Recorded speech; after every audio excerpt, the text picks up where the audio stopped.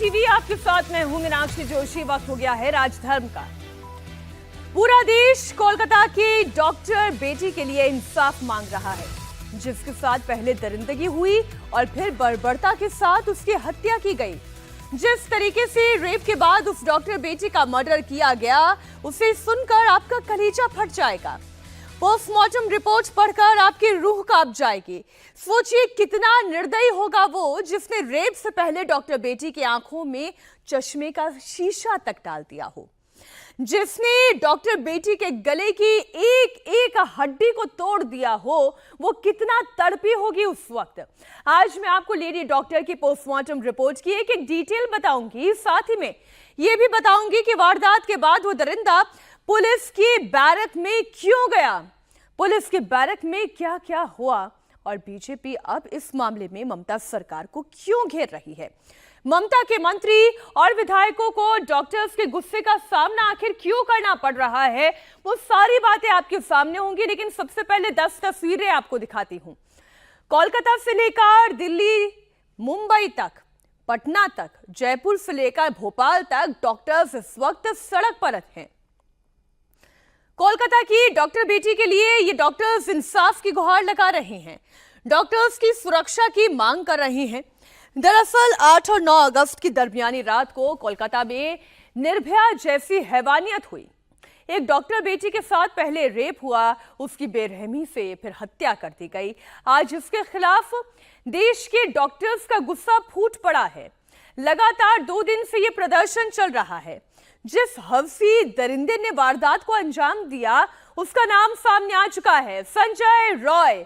जी हां, संजय रॉय। और ये घेरे में जिस आदमी को आप देख रहे हैं वो कोई और नहीं, वो संजय रॉय है। ये इतना बड़ा साइको किलर है, इसका अंदाजा आप डॉक्टर बेटी की पोस्टमार्टम रिपोर्ट से लगाइएगा। डॉक्टर के रेप और मर्डर केस में जो पहली थ्योरी सामने आई थी कि पहले लेडी डॉक्टर का मर्डर हुआ और उसके बाद उसका रेप किया गया, लेकिन ऐसा नहीं है। पोस्टमार्टम रिपोर्ट में एक एक बात तफसील से सामने आई है और पोस्टमार्टम की रिपोर्ट में पुलिस की यह थ्योरी कैसे गलत साबित हुई। पहला खुलासा, रेप से पहले बेरहमी से इस डॉक्टर बेटी की पिटाई की गई। दरिंदे ने इतना पीटा उसे, उसके चेहरे पर इतना वार किया और इतनी जोर से वार किया कि डॉक्टर बेटी की आंखों पर लगा हुआ चश्मा, उसका कांच तक टूट गया। और इतना ही नहीं, उसका चेहरा लहूलुहान हो गया, उसके चेहरे पर खरोंच के निशान हैं। चश्मे का जो शीशा टूटा, उसकी आंखों में उस दरिंदे ने डाल दिया। उसकी आंखों से खून रिसने लगा। सोचिए, जिसके साथ दरिंदगी के वारदात अंजाम दी जाने वाली हो, उससे पहले उसे इतनी बेरहमी से टॉर्चर किया गया। शीशा धंसने की वजह से उस डॉक्टर बेटी की आंखों से खून रिस रहा था, आंसू रिस रहे थे। इतना दर्द, लोग छटपटाने लग जाते हैं अगर आंख में केवल एक छोटा सा कोई कण धूल का आंखों में चला जाए।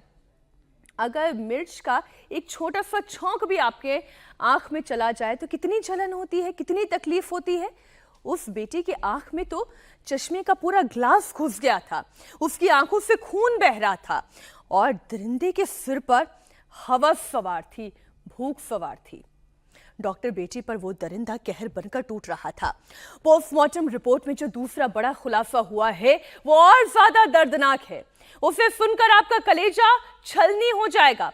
पोस्टमार्टम रिपोर्ट में कहा गया, दरिंदे ने लेडी डॉक्टर के चेहरे को इतनी जोर से दबाया कि उसकी गर्दन की हड्डी तक टूट गई। जी हां, गर्दन की हड्डी टूटी हुई थी। थायराइड ग्लैंड के पास जो बोन होती है वो टूट गई। बेटी मदद के लिए चिल्ला भी नहीं पाई होगी, क्योंकि जब हड्डी ही नहीं रह पाई गले में तो क्या आवाज निकालती, क्या अपने लिए मदद की चीख पुकार करती। सोचिए कितना तड़पाया होगा उस बच्ची को। पोस्टमार्टम रिपोर्ट में यह कहा गया है कि लेडी डॉक्टर के मुंह से खून निकल रहा था।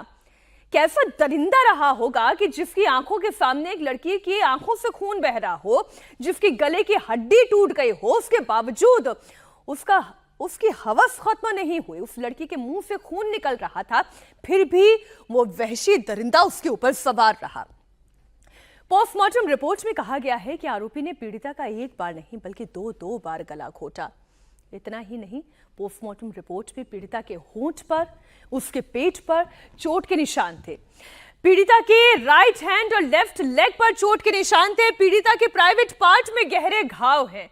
आरोपी ने इतना बेरहम व्यवहार किया उस लड़की के साथ, उसके मुंह से आवाज नहीं निकल पाई, उसकी आंखें कुछ देखने लायक बची नहीं। उसके शरीर पर एक नहीं, दो नहीं, कईयों घाव हैं जो पोस्टमार्टम रिपोर्ट में सामने आए हैं। सोचिए, डॉक्टर बेटी भी 31 साल की थी, उसने भी खुद को बचाने की तो कोशिश की ही होगी, वो छटपटाई भी होगी, उसने वापस वार भी किया होगा, लेकिन ये हैवान उसे इस कदर नोचता रहा, इसका अंदाजा इस पोस्टमार्टम रिपोर्ट से आप लगा सकते हैं।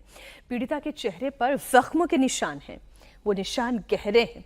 रिपोर्ट में यह बताया गया है कि आरोपी के नाखूनों से पीड़िता के चेहरे पर जख्म हुए। पीड़िता के नाखूनों में स्किन और उसके ब्लड में जो फर्क रहता है ना, वो तो रहा ही नहीं, चमड़ी तक उधड़ गई थी वहां की। जांच में दोनों के सैंपल जब मिलाए गए तो संजय से मैच कर गए हैं। मतलब ये कि जब डॉक्टर बेटी ने खुद को बचाने की कोशिश की होगी, उसने हाथापाई की होगी, तो उसने संजय को नोचने की भी कोशिश की होगी और उस वक्त उसका खून और उसकी चमड़ी उसके नाखूनों में आ गई होगी। यहीं से आखिरी सांस तक आप सोचिए, वो डॉक्टर बेटी छटपटाती रही, चिल्लाती रही, लेकिन उसकी आवाज नहीं आ पाई। आपको उस वहशी दरिंदे के बारे में भी बताऊंगी कि कैसा साइको किलर है वो, कितना बड़ा दरिंदा है वो। लेकिन उसके पहले 8 अगस्त की रात को हुआ क्या था, वो आप जानिए, उसे थोड़ा सा समझिए। आपको याद होगा 8 अगस्त को ओलंपिक में जेवलिन थ्रो और नीरज चोपड़ा का इवेंट चल रहा था। देश को एक गोल्ड मेडल की उम्मीद थी। नीरज चोपड़ा का इवेंट रात करीब 2 बजे का था और उस दिन आरजीकर मेडिकल कॉलेज में लेडी डॉक्टर और साथ ही 4 जूनियर डॉक्टर्स के साथ वो ओलंपिक देख रही थी। सोचिए वो माहौल कितना अलग होगा, कितना खुशनुमा होगा। एक मैच जिसमें भारत के खिलाड़ी की जीत हुई तो चेहरे पर कितनी खुशी होगी, माहौल में कितनी रौनक होगी। और मैच के बाद 5 डॉक्टर्स ने इमरजेंसी बिल्डिंग की 3री मंजिल पर बने हुए एक सेमिनार हॉल में साथ में खाना भी खाया। इसके बाद बाकी लोग वहां से चले गए। ट्रेनी डॉक्टर सेमिनार हॉल में ही रुक गई, उन्हें पढ़ाई करनी थी। पढ़ते पढ़ते उनकी नींद लग गई। रात के 3 बजे कुछ डॉक्टर्स ने उन्हें सेमिनार हॉल में सोते हुए देखा था और अगली सुबह करीब 9 बजे वहीं उनकी डेड बॉडी मिली। पुलिस ने करीब 6 घंटे के बाद आरोपी को गिरफ्तार तो कर लिया। आरोपी ने पुलिस के सामने अपना गुनाह भी कबूल कर लिया है। आप ये सोच रहे होंगे कि जब लेडी डॉक्टर सेमिनार हॉल में थी तो वहां आरोपी संजय रॉय कैसे पहुंच गया? वो तो कोई डॉक्टर नहीं था, वो वहां पर क्या कर रहा था? आपको इसके बारे में भी जानकारी दे दूं। संजय रॉय ने 2019 में एक सिविक वॉलंटियर के तौर पर कोलकाता पुलिस ज्वाइन की। सोचिए, कोलकाता पुलिस ज्वाइन की। आज ये केस कौन सॉल्व कर रहा है? कोलकाता पुलिस सॉल्व कर रही है। डॉक्टर्स नाराज हैं इस बात को लेकर। है ये संजय रॉय, उसकी पोस्टिंग आरजीकर मेडिकल कॉलेज की चौकी पर हो गई। वो कोलकाता पुलिस की वर्दी पहनने लगा। कॉलेज में उसकी एंट्री भी आसान हो गई। इतना ही नहीं, वो पुलिस अधिकारियों के क्योंकि करीबी हो गया, पुलिस टी शर्ट पहनने लगा। उसकी बाइक को कोई रोकता नहीं था। क्यों? क्योंकि उसके बाइक पर भी पुलिस का स्टिकर चस्पा हो गया। मेडिकल कॉलेज में जहां उसकी मनमानी होती वहां उसकी मनमानी चलती। पेशेंट से बेड दिलाने के नाम पर वो पैसों की वसूली करता। उसकी बाइक पर भी कोलकाता पुलिस का चूंकि स्टिकर लगा हुआ था तो लोग पुलिस का नाम लेकर, पुलिस की स्टिकर देखकर वो जो करना चाहता था उसे करने देते थे। वो वसूली करना चाहता था तो उसको पैसे भी मिल जाते थे। और सोचिए कहां रहता था? पुलिस की ही बैरक में वो रहता था। वारदात के बाद भी वो कोलकाता पुलिस की बैरक में ही जाकर सो गया। हिम्मत देखिए इस दरिंदे की, हिम्मत इतनी कि इतनी जघन्य वारदात करने के बाद भी वो पुलिस की बैरक में जाके सो गया। और आप ये सोच रहे होंगे कि वो कपड़े अपने बदल कर सोया होगा कि कहीं उसके बारे में किसी को कोई गुनाह का पता ना चल जाए। लेकिन उसने क्या किया? उसकी हिम्मत इतनी कि जिन कपड़ों में वो वारदात को अंजाम देकर गया था उन्हीं कपड़ों के साथ वो लेट गया। संजय ने बैरक में ही अपने कपड़े साफ किए। सोचिए, उसके जूते पर भी खून के निशान थे। इतनी हाथापाई हुई थी तो खून के धब्बे तो होने ही थे। जिसके बाद वारदात में उसके शामिल होने की पुष्टि हुई। वो जूतों पर खून के निशान, वो कपड़े, वो तमाम बातें जो हैं धीरे धीरे करके सामने आ चुकी हैं। मतलब कि जिस पुलिस पर किसका जिम्मा होता है? लोगों की सुरक्षा का जिम्मा होता है, महिलाओं की इज्जत आबरू को बचाने का जिम्मा होता है, वही भक्षक बन गया था। उसने एक डॉक्टर बेटी की अस्मत लूटी, उसकी बेरहमी से हत्या की। आरोपी संजय रॉय किस कदर वहशी बन गया था उसका अंदाजा आप ऐसे लगा सकते हैं कि जब पुलिस ने उसके मोबाइल फोन को बरामद किया तो उसके मोबाइल फोन में ज्यादातर क्लिप पॉर्न वीडियोस के थे। कई वीडियो तो ऐसे थे जो बहुत ज्यादा हिंसक थे। संजय रॉय उसने 4 शादियां कर रखी थी और हर पत्नी से मारपीट करता था। एक पत्नी ने तो मारपीट की शिकायत पुलिस में भी दर्ज कराई थी, लेकिन पुलिस अधिकारियों से करीबी रिश्ता होने की वजह से उसके खिलाफ कोई एक्शन नहीं हुआ। पुलिस क्यों आंख मूंद करके बैठ जाती है? अपने पास आने वाले इस तरीके के केसेस को क्यों नहीं ठीक से डील करती है? क्यों? क्योंकि वो आदमी खुद अब पुलिस का सहयोगी बन गया था, पुलिस उसकी मुट्ठी में आ गई थी। वहीं दूसरी तरफ प्रिंसिपल को लेकर ममता सरकार घिर गई है। पहले आरजीकर मेडिकल कॉलेज के प्रिंसिपल ने इस्तीफा दिया क्योंकि दबाव बहुत था, लेकिन फिर उन्हें कोलकाता नेशनल मेडिकल कॉलेज का प्रिंसिपल बना दिया गया। 24 घंटे के अंदर अंदर ऐसा क्या हो गया कि एक कॉलेज से इस्तीफा दिलवाकर दूसरे कॉलेज में प्रिंसिपल बना दिया गया? इस बात को लेकर छात्र बेहद आक्रोशित हैं। उनका कहना यह है कि जब नैतिक आधार पर इस्तीफा हुआ था तो फिर कॉलेज के प्रिंसिपल क्यों बना दिया गया? बीजेपी भी इसी बात को लेकर ममता सरकार पर सवाल खड़े कर रही है। मैं पूछना चाहता हूं कि पश्चिम बंगाल की मुख्यमंत्री जी की इतनी ममता उस प्रिंसिपल के प्रति क्यों है? और मैं यह भी पूछना चाहता हूं कि जब मांग की जा रही है कि सीबीआई को वह जांच दे दी जाए, तो आप यह कह रही हैं कि इतने दिनों तक यदि यह ना हो सका तब सीबीआई की बात करेंगे। तो मेरा सीधा सवाल और आरोप है तृणमूल कांग्रेस की सरकार से कि इतने दिन की मोहलत किस लिए दी जा रही है? यह इतने दिन की मोहलत किस प्रकार के मैनिपुलेशन के लिए दी जा रही है? क्या क्योंकि संदेश खाली में भी हम लोग यह विषय देख चुके हैं। यदि आपका दिल ईमानदारी से इस विषय पर जांच कराना चाहता है तो देश की सर्वोच्च जांच एजेंसी को त्वरित जांच क्यों नहीं स्थानांतरित की जा रही है? लेडी ट्रेनी डॉक्टर से दरिंदगी के मामले में कलकत्ता हाईकोर्ट बहुत सख्त है। कलकत्ता हाईकोर्ट ने आज ममता सरकार को फटकार लगाई।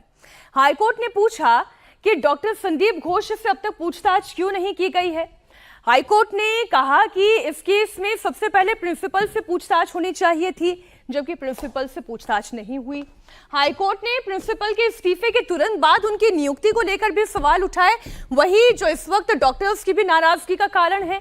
हाईकोर्ट ने कहा कि जब प्रिंसिपल ने नैतिकता के आधार पर इस्तीफा दिया तो तुरंत दूसरी जगह उनकी पोस्टिंग कैसे हो गई। हाईकोर्ट ने यह भी कहा कि अगर आप कुछ नहीं करोगे तो हमें ऑर्डर पास करना पड़ेगा। কাকে উনি প্রোটেকশন দিতে চাইছেন?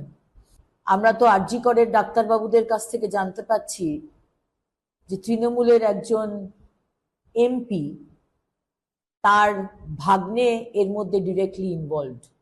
আমাদের প্রশ্ন, টিএমসির একজন প্রভাবশালী নেতা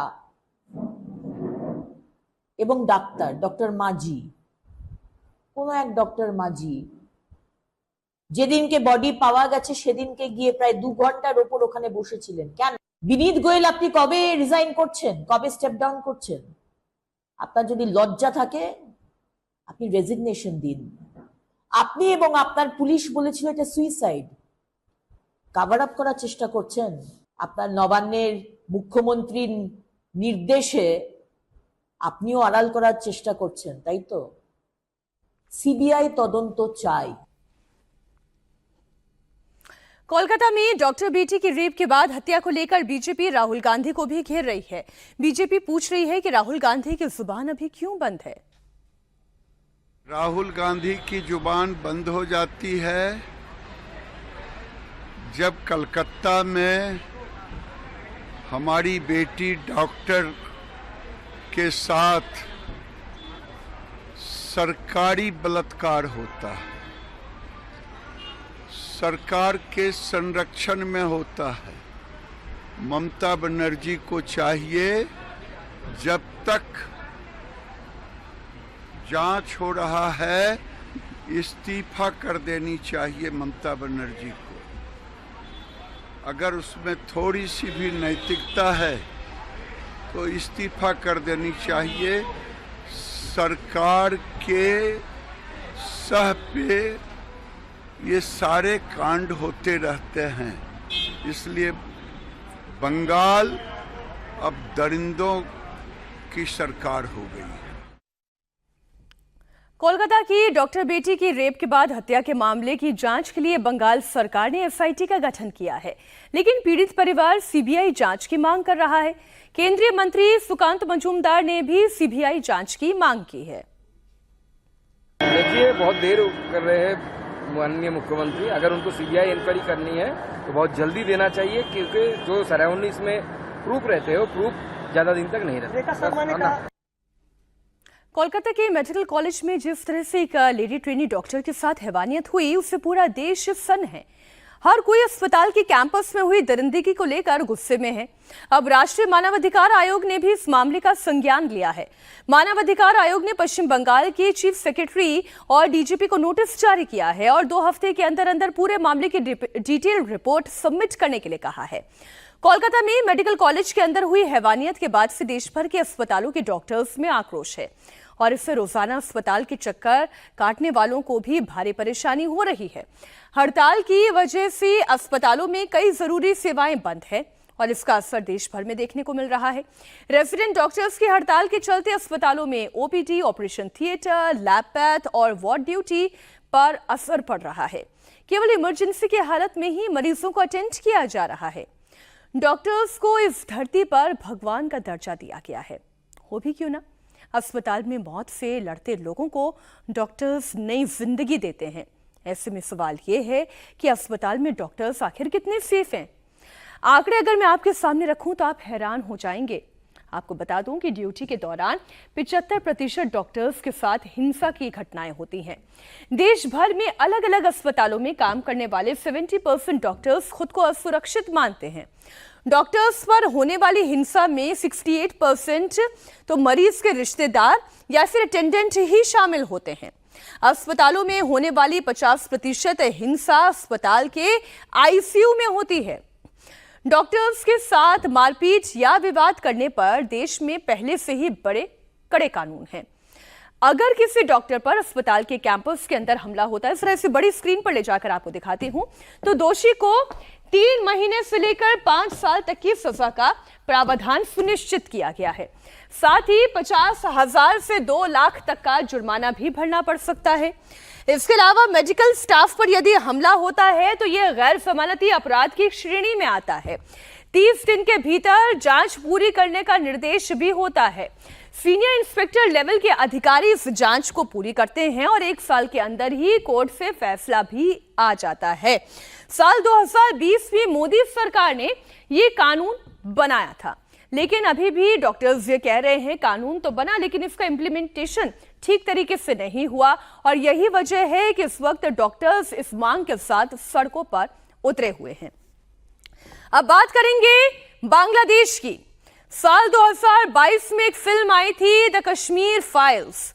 यह फिल्म 1990 के दशक में कश्मीरी पंडितों पर हुए जुल्म का चलता फिरता दस्तावेज था और अब आज मैं आपको बांग्लादेश फाइल्स दिखाऊंगी। हिंदुओं पर कैसे जुल्म हो रहा है, हिंदू कैसे डरे हुए हैं, सहमे हुए हैं, वो छुप छुप कर जीने पर कैसे मजबूर हैं, एक एक तस्वीर आज मैं आपके सामने रखने जा रही हूं।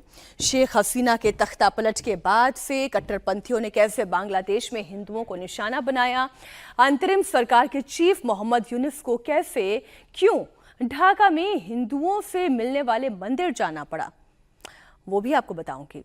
लेकिन उससे पहले 3 तस्वीरें आप देखिए। तस्वीरें मेहरपुर की हैं।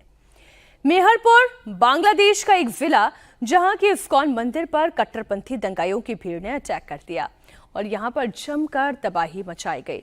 मंदिर में तोड़फोड़ हुई, आगजनी की वारदात हुई। इस दिन दंगाइयों ने अपनी जान बचाने के लिए हिंदुओं को ठीक वैसे ही दंगाइयों से हिंदुओं ने अपने आप को बचाया, ठीक वैसे जैसे कश्मीर में हुआ था। जैसे अंग्रेजों की गोली से जान बचाने के लिए पंजाब के जलियांवाला बाग में लोग कुएं में कूद पड़े थे, ठीक वैसे ही घटना यहां पर हुई। मेहरपुर की यह हॉरर स्टोरी दिल दहलाने वाली है। वहां के हिंदुओं के साथ क्या हुआ, कैसे हुआ, इसे समझने के लिए आपको पहले मेहरपुर को समझना होगा। बांग्लादेश का मेहरपुर जिला ढाका से करीब 281 किलोमीटर की दूरी पर है और अच्छी खासी हिंदू आबादी वाला ये जिला कभी हुआ करता था। करीब 7 लाख की आबादी यहां पर रहती है। इसमें हिंदू 8,000 हैं। कितनी? 7 लाख की आबादी में महज 8,000 हिंदू हैं।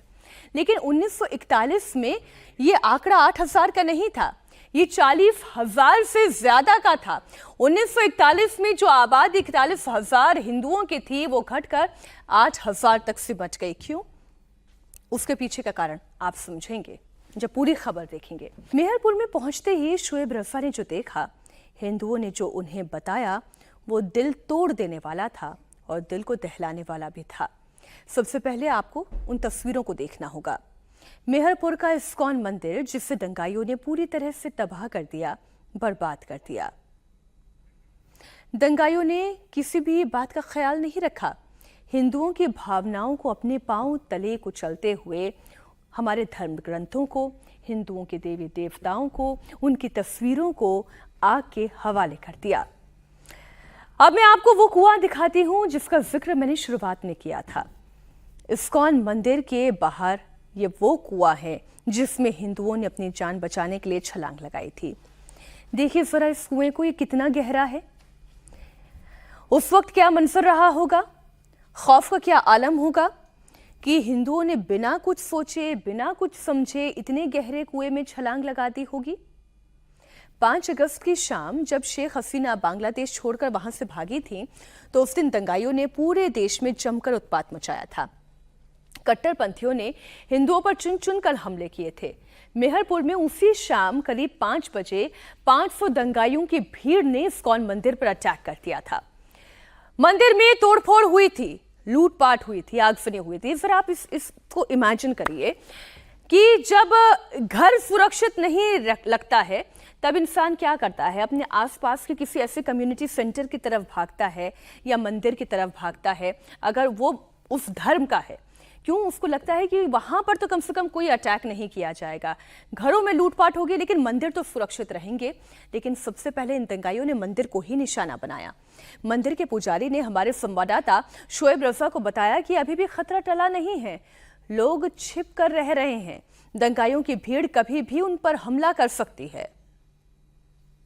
मैं इस वक्त बांग्लादेश के मेहरपुर इलाके में मौजूद हूँ और ये एक मंदिर है, मंदिर जिसको निशाना बनाया गया, ये इस्कॉन मंदिर है। अंदर की तस्वीरें हम दिखाते हैं आपको किस तरह से जो स्थिति है वो यहाँ की इस वक्त नजर आ रही है। और जो मंदिर के पुजारी हैं उनसे भी हम बात करेंगे, लेकिन पहले तस्वीरें दिखा देते हैं किस तरह से इस मंदिर को निशाना बनाया गया। तस्वीरें देखिए कि जो सामान है वो पूरी तरह से जला दिया गया। धार्मिक जो किताबें हैं वो भी पूरी तरीके से यहाँ पर ये देखिए कि पूरी तरह से इनको जला दिया गया। जली हुई किताबें हैं, भगवान की जो मूर्तियां है वो भी खंडित हुई। और ये अंदर की तस्वीरें हम आपको दिखा रहे हैं किस तरह से जब यहाँ आग लगाई गई तो ये देखिए बिजली के जो बोर्ड है उनकी हालत देखकर आप अंदाजा लगा सकते हैं कि कितनी बुरी तरह से इन तमाम चीजों को निशाना बनाया गया।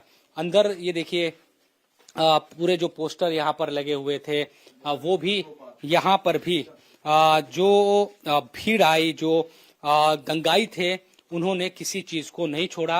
हालांकि अभी कुछ देर पहले भी एक जो रैली है, बहुत सारे लोगों का हुजूम है, वो यहाँ से गुजरा है और उसी दौरान जो पंडित थे यहाँ के वो यहाँ से चले गए थे लोक लगाकर।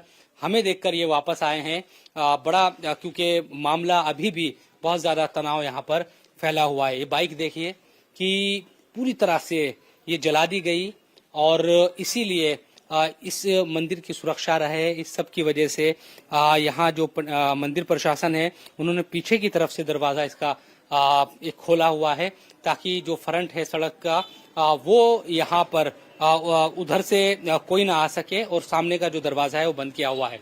तो आपको जो भी यहाँ पर चीजें नजर आएगी, जली हुई या फिर बिखरी हुई, टूटी हुई, यही तमाम चीजें यहाँ पर दिखाई देगी। हर चीज यहाँ इसी तरह के हालात देखिए, हर तरफ सिर्फ और सिर्फ इस तरह की टूटी हुई सामान, टूटा हुआ जो सामान है, बिखरा हुआ जो सामान है, पूरा जो मंदिर है, यहाँ पर मूर्तियां थी। हाँ, यहीं पर जो भगवान का सिंहासन थे पहले। यहीं से जो हमारा जो भगवान के विग्रह को लेकर उधर का जो गन पाउडर से उनको जलाने की कोशिश किया, और भी सारे चीज है आप देख सकते हैं सामने से। उधर ग्रेनेड भी वो कुछ विस्फोटक हमला किया।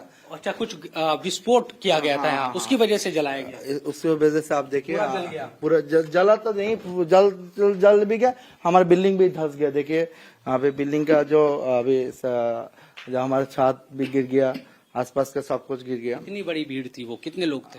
हम तो पहले देखे कितना भीड़ तो नहीं है, लेकिन अनुमान के आसपास के आदमी से हम जो सुना है 500 से ज्यादा तादाद में 500 से ज्यादा लोग थे। लेकिन इस तरह का जो आक्रमण हुआ ना, हम पूरा का पूरा, क्योंकि हम 1 मिनट भी हमारे इधर से बाहर नहीं, क्योंकि आप देखते चारिदिके हमारा जो आसपास पूरा मंदिर का चारिदिके में प्राचीर देकर घिर दिया। हाँ, हमारे बाहर जाने की भी कोई रास्ता नहीं थे, लेकिन हाँ, हम किसी भी जब सेफ्टी टिंग की ड्रेन से हम निकल के तब बाहर चला गया। इस वक्त ये यहाँ अटैक हुआ, आप परिवार के साथ यहीं थे? हम तो ब्रह्मचर्य परिवार नहीं है। अच्छा, हाँ, हमारे इधर आप अकेले थे? नहीं, हमारे इधर 16 सन्यासी डिवोटी और 10 शरणार्थी भी थे। 16 यहाँ पर थे? यहाँ पर मस्जिद आप थे। सब जान बचाकर भागे? हाँ, हम सब लोग जान बचाकर इधर से भाग गया। इसके बाद हम 5-6 घंटे के बाद आया, देख रहा हूँ इधर आसपास का जो हमारा निवासी है वो लोग इस आग को निभाने की कोशिश करे, और आग निभाने से में बहुत सारे भक्त जो नेबर है, पड़ोसी है, वो भी घायल हुआ। इसलिए सब लोग घायल हुए? हाँ। मेहरपुर के इस मंदिर में 300-400 साल पुरानी किताबें थीं, प्राचीन ग्रंथ रखे हुए थे, सैकड़ों धार्मिक किताबें थी। कट्टरपंथियों की भीड़ ने सब कुछ जलाकर खाक कर दिया। ये तस्वीरें देखिए कि ये भगवान श्री कृष्ण की जो, क्योंकि धार्मिक किताबें हैं ये सब, और तस्वीरें आप देख रहे होंगे, इस पे इस्कॉन भी लिखा हुआ है। सब जो पुस्तकें हैं वो अब जल गई है। हमारे पास बहुत सारे जो 300-400 पुराना का बहुत सारे किताब हमारे पास मौजूद थे। यहाँ अंदर थे, क्योंकि मेरा एक शौकीन थे जो पुराना जो किताब कलेक्शन करना, क्योंकि अभी जो बहुत सारे नया बुक्स आता है धर्मियों, उसमें कुछ ना कुछ गलती रह जाता है। इसलिए हम बहुत सारे प्राचीन किताब हम रखते, वो तालपत्र भी बहुत सारे थे। ये जो आप दिखाइए थोड़ा सा अंदर आकर, ये जो पुस्तकें जली है, ये देखिए संदूक है, ये संदूक है। इस संदूक में हमारा जो तालपत्र का किताब थे सारे देखिए, तालपत्र का जो जितना किताब है अभी कुछ नहीं है, सब जला। ये सब धार्मिक किताब? हाँ, सब धार्मिक किताबें, वेद की, गीता और भी जितना भी है सब कुछ जला गया। उन कट्टरपंथी जिहादियों ने सब कुछ जलाकर रख दिया। वो कुआं जिसमें कट्टरपंथियों की भीड़ से बचने के लिए कई हिंदुओं ने छलांग लगाई थी, मंदिर के पुजारी का कहना है कि अगर वो ऐसा नहीं करते तो खून की प्यासी भीड़ उनकी जान ले लेती। हम इस वक्त बांग्लादेश के मेहरपुर इलाके में मौजूद है। ये वो इलाका है जहां पर अल्पसंख्यक हिंदू सबसे ज्यादा हिंसा से प्रभावित है। इस्कॉन मंदिर को पूरी तरह से जला दिया गया, उसके बाहर ही हम इस वक्त खड़े हैं, और यहाँ पर एक कुआं है जहां कूदकर भी कुछ लोगों ने जान बचाई। मैं अपने कैमरा पर्सन फरमान से कहूंगा कि उस कुएं की तस्वीर दिखाए और देखें कि आप कितना गहरा एक कुआं है, किस तरह के हालात उस वक्त थे। जो मौके पर मौजूद पंडित थे इस मंदिर के, उन्हीं से बात करते हैं, वो इस पूरी जो भी घटना है उसको बताएंगे। आप बताएं पंडित जी कि क्या हुआ था उस वक्त, क्या चीजें थी? 5 अगस्त में सरकार गिरने के बाद हमारा मंदिर पर अटैक हुआ था। उस समय हमारा मंदिर पर 16 आदमी जो महिला और शिशु भी थे उसके साथ, जो हम इधर से भागने में बहुत सारे भक्त बाहर कोशिश किया, और जो बाहर नहीं भाग नहीं पाया वो कुएं पर कूदकर आत्मरक्षा के लिए कूद गया था। फिर हम लोग आया, जो इस आप देख रहे इस रस्सी से माध्यम से जो जगन्नाथ के रथ यात्रा के रस्सी है, ये रस्सा जो है फिर वो डाला गया और उनको निकाला गया। इसके बाद हम उनको रेस्क्यू किया, थोड़ा हमारा जो चोट आया हम मेडिकल करके। ये तो बहुत गहरा है, इसमें तो बहुत ज्यादा जाहिर सी बात है कि इतना गहरा जो कुआं है, कैसे इसमें कूदे, एकमात्र यही रास्ता बचा था जान बचाने का। हाँ हाँ हाँ, क्योंकि सबसे हमारा भाग्य है कि इधर थोड़ा सा पानी है, इसलिए अंदर पानी था, इसलिए कुछ किसी का कुछ नहीं हुआ। जब पानी नहीं होता तो उनको भी चोट बहुत गहरी चोट आता था। लेकिन अभी इनका जो ये दर्शकों को दिखा दें कि ये अभी तो यहाँ पर फरमान आप दिखाएं कि ये छाता है, इसके नीचे एक लकड़ी का एक जो गत्ता टाइप वो लगा हुआ है, लेकिन उसके नीचे पानी है। तो उस वक्त जब ये घटना हुई तो गत्ता नहीं लगाया था आपने, पानी नीचे है। हाँ हाँ हाँ हाँ, इसलिए और उनकी जान बच गए, क्योंकि वो ऐसा करके मैंने लाभ झाप दिया था, इसमें छलांग ले दिया, इसलिए उनको कुछ नहीं हुआ। पानी में पड़ने से उनके ज्यादा चोट नहीं आया, नहीं तो उधर कुछ न कुछ हो बहुत गंभीर। कितनी देर के बाद उनको निकाला गया? लगभग हम तो आया था इधर आग लगाने से लगभग 4-5 घंटे के बाद आया हम लोग। वो 4-5 घंटे कुएं में रहे। हाँ, क्योंकि वो लोग कुछ बात नहीं कर रहे कि कौन आ रहे कौन जा रहे, कोई हमारा आदमी कोई बाहर का आदमी कोई कुछ समझ, इसलिए खुद इधर छुप कर बैठा है। फिर मैं आवाज दिया था, इसके बाद वो लोग तो क्या दंगाइयों ने नहीं देख पाए थे वो? जो आप देख रहे हैं ना, जो ढकना से ऐसा ये ढका हुआ था जैसे। हाँ, उस समय के उसको नीचे में वो लोग आ गया था। वो नीचे कूदे, ऊपर से ये ढक दिया, ढक गया नहीं, वो ढकना को लेकर कूदे जैसे उनको ढक जाए। छाता और ये लकड़ी का जो टीन का है। हाँ। अच्छा, इसको लगाकर इसके नीचे वो बैठ गए। फिर आप लोग आए, आपने आवाज लगाई, उनको बाहर निकाला गया। जैसे मुक्ति युद्ध में 71 साल में हुआ था, ऐसा भी पुनराय इस तरह का हमारा मंदिर पे भी हुआ।